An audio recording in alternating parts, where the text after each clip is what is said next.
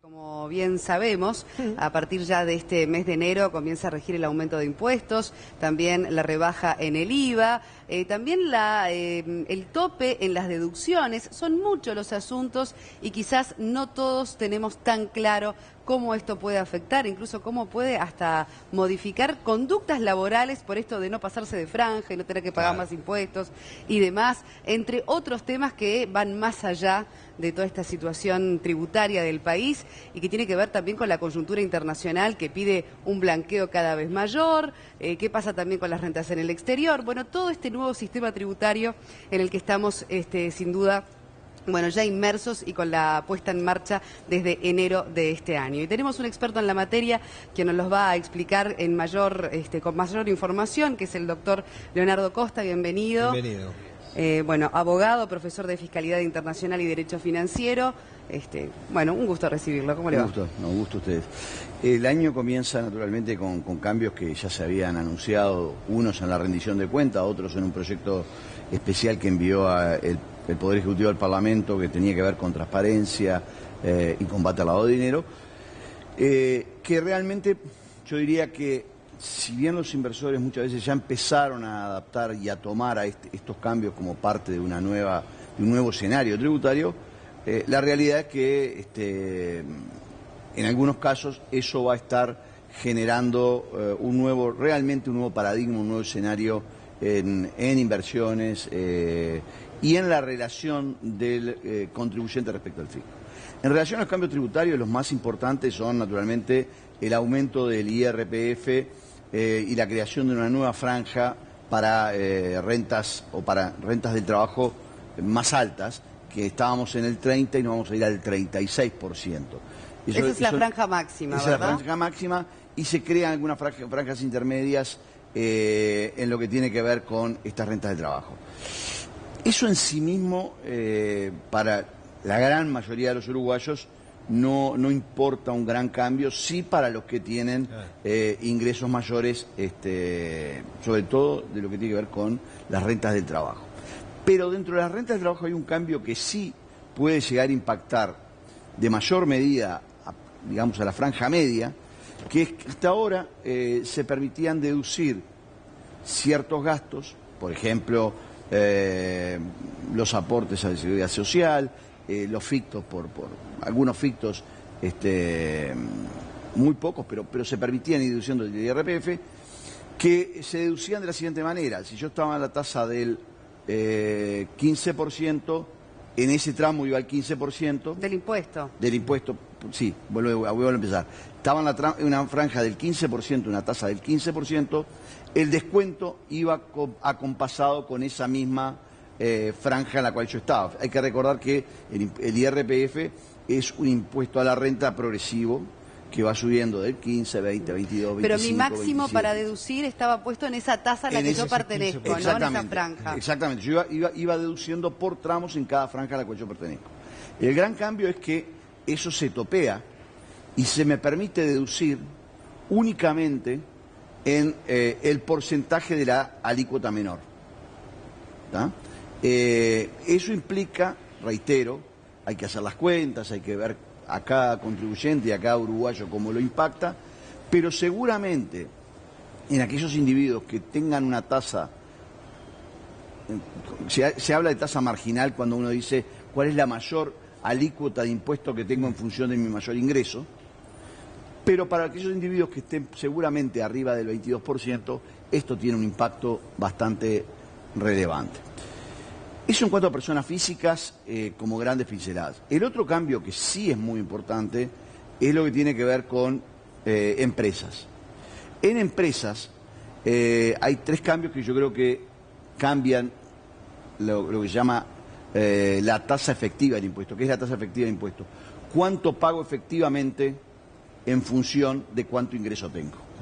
¿Cuáles son esos cambios? Se limita la deducibilidad de pérdidas. Y además se limita, únicamente se podrá deducir el 50% de las pérdidas acumuladas en ejercicios anteriores. Es un cambio respecto del 2007 bastante importante. ¿Por qué? Porque antiguamente se permitía deducir 5 años y sin ese tope del 50%. Esto en algunos contribuyentes va a implicar un aumento de la tasa bastante importante, de la tasa efectiva, dependiendo de cuál sea su situación, porque hay que recordar que el impuesto a la renta intenta mirar los flujos. Este año me pudo haber ido muy bien, sin embargo el próximo no me va tan bien, o el año pasado no me fue tan bien, y sin embargo yo debiera mirar esto como una fotografía más amplia. Lo que se hace acá es se achica el lente, por decirlo de alguna manera, y bueno. Y el otro cambio relevante, que es muy técnico también, es el ajuste por inflación. El ajuste por inflación, ¿qué es? Cómo tengo determinados activos o pasivos en relación, como los tengo en peso, cuál es ese valor que va a tener en el ejercicio subsiguiente. Cuando a mí se me dice que yo lo ajusto por inflación, dependiendo cuál sea mi situación, si tengo más activos o pasivos, eso me puede arrojar una ganancia o una pérdida. Pero partiendo de la base que tengo más activos, ¿ah? y que no se va a aplicar ese ajuste por inflación, hasta un 10%, si hay una variación, eso en definitiva me puede estar arrojando fictamente ganancias o pérdidas. Es un cambio que a las empresas, sobre todo aquellas que tienen mucho stock, por ejemplo, un distribuidor o aquel que no se endeudó versus el que se endeudó, puede hacer que un individuo con el mismo ingreso termine pagando más o menos. Y eso ha sido muy cuestionado. ¿Por qué? Porque de alguna manera afecta el principio de igualdad. Y finalmente, el otro gran cambio que hay es, para contribuyentes de IRAE, esto es impuestos a la renta de las actividades empresariales, sin importar cuál sea su ingreso, hasta ahora existía, sobre todo cuando yo no era una sociedad anónima, por ejemplo una sociedad civil que era contribuyente de IRAE, no pagábamos el 7% de dividendos. Ahora se incorpora eso a la tributación. Esto en los hechos lo que importa para contribuyentes de IRAE es un aumento impositivo, porque se incorpora el dividendo aun cuando el dividendo efectivamente no se haya generado. Claro. Son cambios que tienen que ver con un ajuste fiscal que el gobierno planteó el año pasado, que hay que ver sobre todo cuánto esto le rinde. Yo creo que el ajuste por inflación por única vez le va a rendir bastante, y también le va a rendir bastante otra norma que es muy específica y quizás muy técnica, que dice que aquellas empresas que no distribuyeron por más de 3 años dividendos se considerará una especie de dividendo ficto, que eso probablemente de una sola vez sea bastante plata, ¿no? Claro, ahora, hemos escuchado discusiones en torno a esto, pero casi todas con matices políticos, ¿no? Están quienes defienden y quienes critican este ajuste fiscal que propuso el gobierno y sus distintas variables. Pero para que el público que está mirando Buen Día Uruguay, como se llama habitualmente doña María, don José, que hasta ahora están mateando, viendo el programa, tal vez algunos de vacaciones, ¿de qué manera impacta en su bolsillo? Teniendo en cuenta aquello de que se aplica a la clase media o media baja, de elevar el mínimo no imponible, pero a su vez también, aumentar el IRPF a aquellos que ganan determinada cantidad de dinero, y eso sopesándolo con la rebaja del IVA. En el bolsillo del contribuyente, ¿de qué manera afecta esto? En esto, cuando uno tiene la tentación de cuando habla de impuestos, habla en forma muy general, y cuando uno ve la realidad salarial del país, y tomando en cuenta que el mínimo imponible está en los 25.000 pesos aproximadamente, está claro que todos estos cambios para el 80% de la población no lo impactan. Y sí lo impacta la rebaja del IVA, en la medida que se pague por ciertos medios electrónicos, tarjeta de débitos, claro, etcétera. O sea que si uno lo mira en los grandes números de la población, en realidad estos cambios que yo estaba hablando seguramente no lo van a afectar. Lo que sí lo va a afectar es la rebaja del IVA. Lo que pasa es que cuando uno habla de materia impositiva también tiene que tener en cuenta es cómo afecta esto al inversor y a la empresa. Si la empresa tiene... Que es el generador de empleo. Que es el generador de empleo. Tiene una sobrecarga tributaria, eso naturalmente puede afectar sus expectativas. Y eso es lo que de alguna manera estas normas que yo venía explicando pueden generar en ese contexto, digamos, inversiones o retrasadas o malos humores en los empresarios. Esto hay que entenderlo muy bien. Clima de negocio se llama eso. Claro, también se habló mucho de que, bueno, al afectar también las franjas más altas, en definitiva también se afecta el consumo, con todo lo que eso implica, digamos, por tener un impuesto que se eleva, en definitiva, en el bolsillo de los trabajadores. Sin duda. Lo que el Poder Ejecutivo ha dicho y bueno, y hay que ver los números finales, seguramente con un tiempo de aplicación, es que ese impacto en el consumo de esos altos ingresos se estaría de alguna manera acompasando o balanceando compensaría con la rebaja del IVA. La realidad es que la rebaja del IVA en términos recaudatorios es menor de lo que son los aumentos impositivos. Ahora, yo creo que en esto hay que ser muy justo, hay que ver, para hablar en lo macro, cómo en los próximos meses va impactando esto sobre consumo, sobre inversión, etcétera. Lo que sí está claro es que, bueno, si el Poder Ejecutivo hizo esto, es de pensar de que es la necesidad de obtener recursos, dada la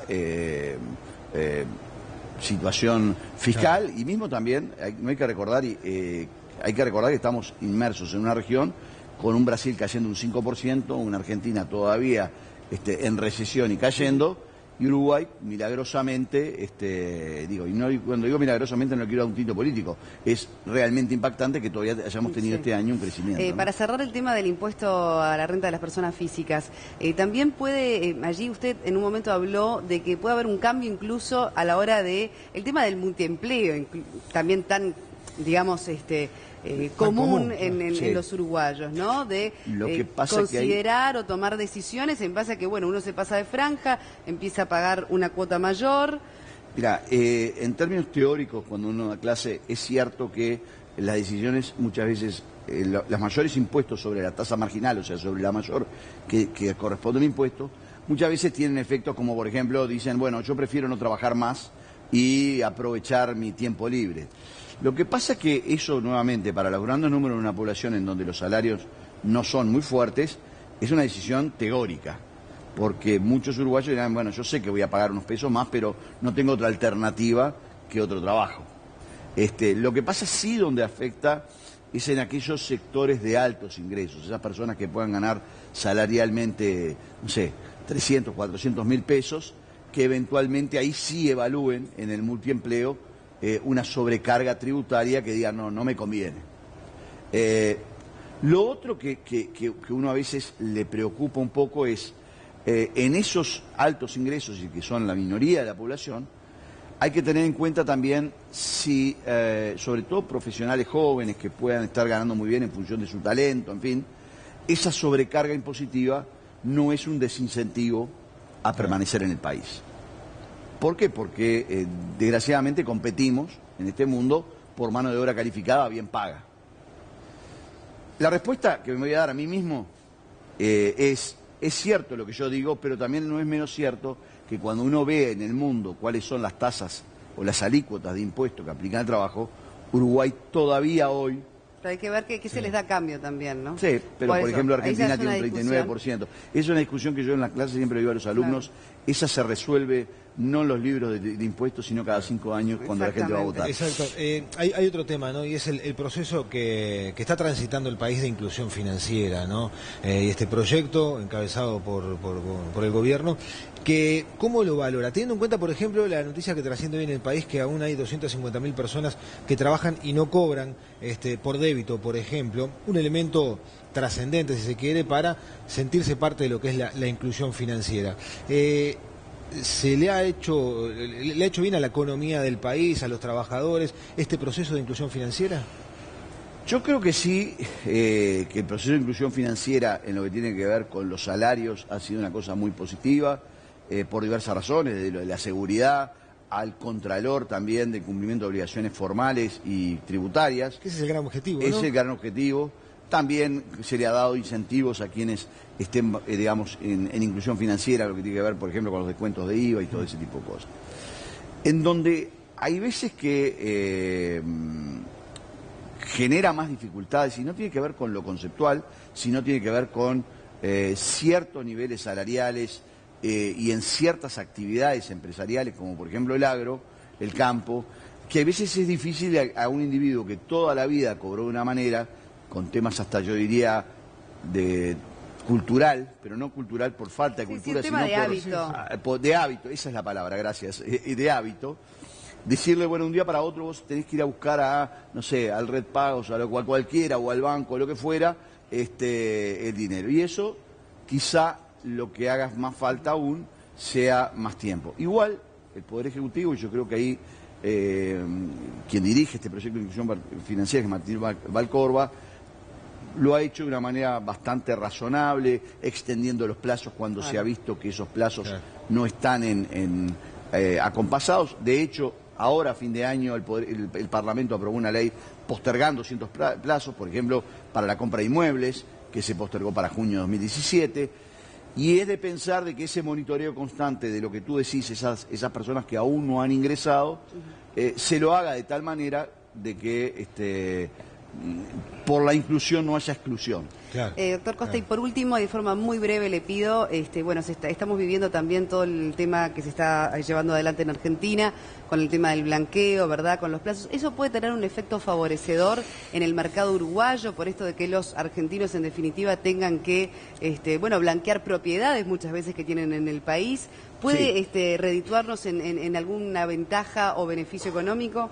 Yo creo que lo que sí va a redituar es, dadas las normas como están hoy de lavado de dinero, ese tipo de cosas, si yo sé que alguien declaró ese inmueble que tiene hoy en Uruguay, en Argentina, para el operador inmobiliario, para el escribano, para el banco, es decir, para los que son sujetos obligados en las leyes de lavado de dinero, de alguna manera le van a dar un marco mucho más tranquilizador y de transparencia, y no tener que estar ocultando ese inmueble porque en Argentina fue o no declarado.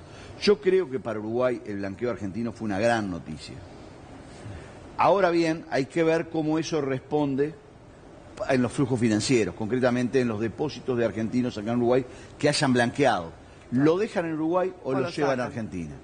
Y bueno, y ahí veremos en los próximos meses cuál es el tema. El gran problema es que el mundo es como es. Cada vez más transparente. Cada vez más transparente, y Uruguay tiene muy poco margen, por no decir cero, para decir sobre esto voy a influir. Sí. Le pasó a Panamá, le pasó a Bahamas, le pasa absolutamente a todo el mundo. Hay que ver cómo, también un tema, y para terminar, cómo de alguna manera el cambio de gobierno en Estados Unidos puede impactar este proceso de transparencia.